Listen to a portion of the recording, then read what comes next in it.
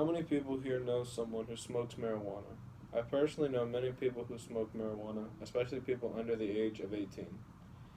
Teen marijuana use has increased by 245%, or 1 in 7 teens, over the past 20 years, according to the NIDA. Now, I know you all may be curious on how marijuana use affects the brain, how many teens use it, and if it is dangerous to use. Today, we will be looking at these questions. First, let's look at how marijuana use affects the brain. For the brain, marijuana affects it in both positive and negative ways.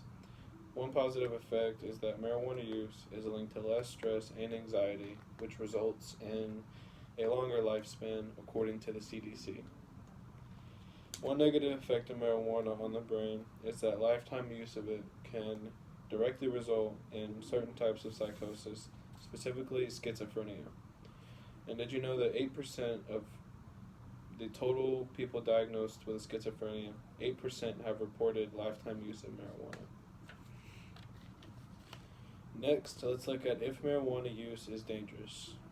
Daily marijuana use results in permanent IQ loss as much as 8 points, damage to your tissues, smaller blood vessels, and lungs.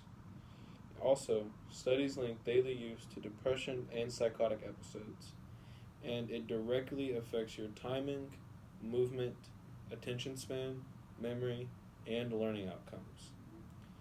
Lastly, we will be looking at marijuana use amongst teenagers. According to the SAMHSA, or the Substance Abuse and Mental Health Services Administration, 1 in 7 people who start the drug before 18 can become addicted, and the number is 1 in 10 in adults.